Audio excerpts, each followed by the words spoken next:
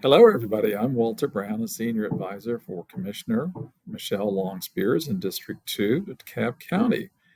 I want to talk to you today about an idea we call trail-oriented development, and the presentation is based on a white paper that we commissioned from a couple of Georgia Tech professors. I'll tell you about that in just a minute, but I'm just glad you're here, and we're excited to get going, and hopefully you'll learn some great stuff today.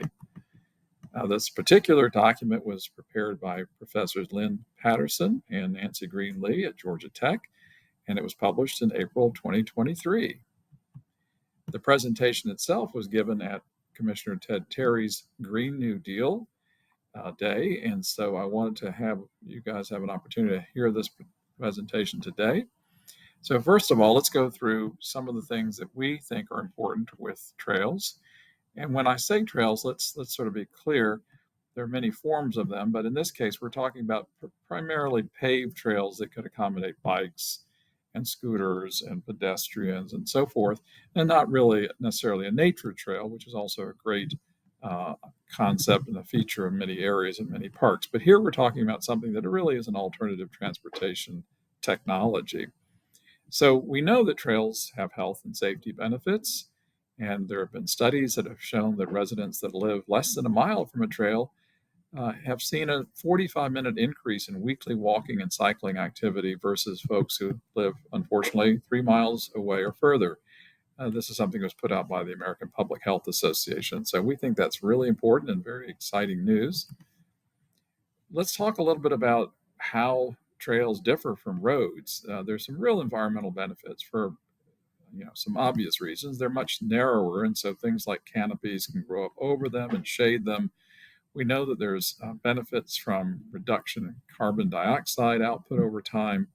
We know that, for example, each mature tree is evapotranspiring over 40,000 gallons of water per year. That's cooling the environment.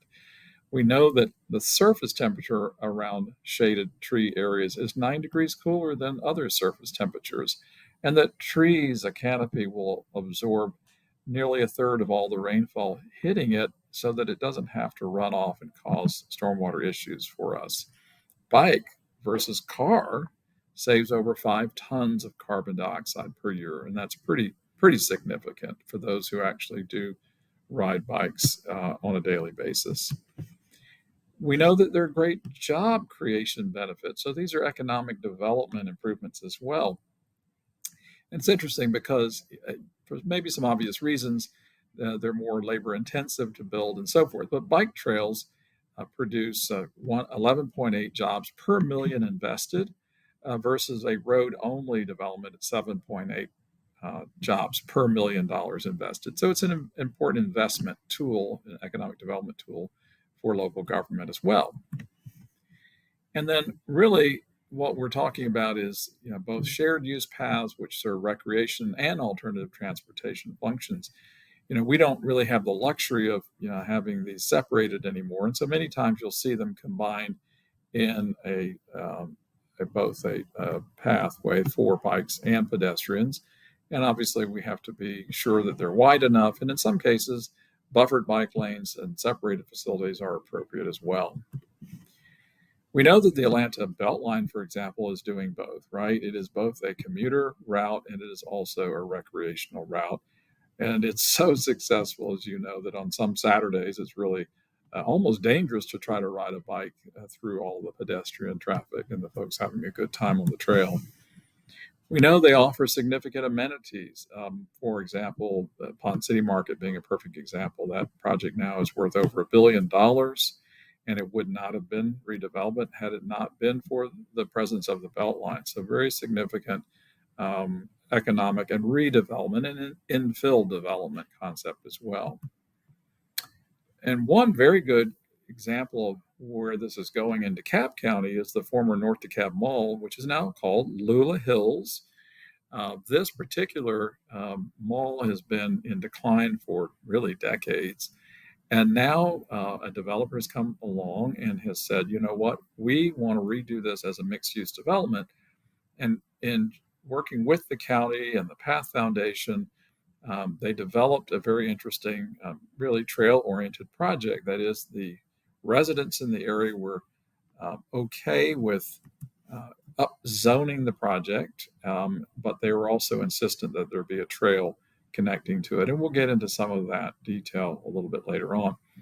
Economic impacts of the Atlanta Beltline, in particular, 10 billion in economic impact so far, 50,000 permanent jobs, 5,600 units of affordable housing. Of course, the mayor of Atlanta has a goal of 20,000 affordable housing by the time units of affordable housing by the time the Beltline is finished, and $150 million in targeted toward minority contractors. So this is a very significant impact on the local development around that facility. As far as Lula Hills, really, this has been an interesting project where the DeKalb County commissioners and the county have invested in a study to look at how trails could actually interact with this new redevelopment project. And then that was complemented by a rezoning plan, a site plan that integrated the trail system literally right through the middle of the project. So it's not disconnected, it is made front and center of the project itself.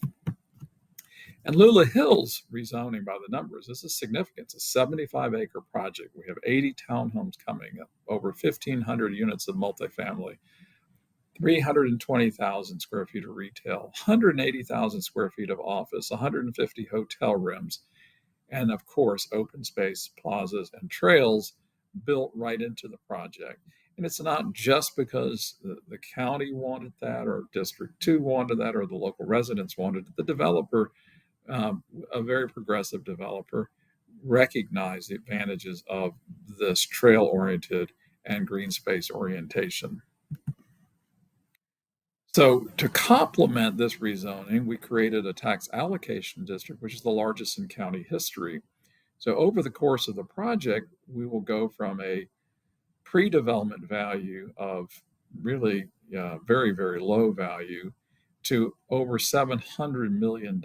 And so this is an enormous increment potentially for the county to capture resources for the investments that we need to make to improve both the safety of intersections nearby, to build out the trail system itself, to assist the developer in some important infrastructure investments and so forth. And so this is really going to be a very, very impactful project over time, with a net possible tax value of $282 million.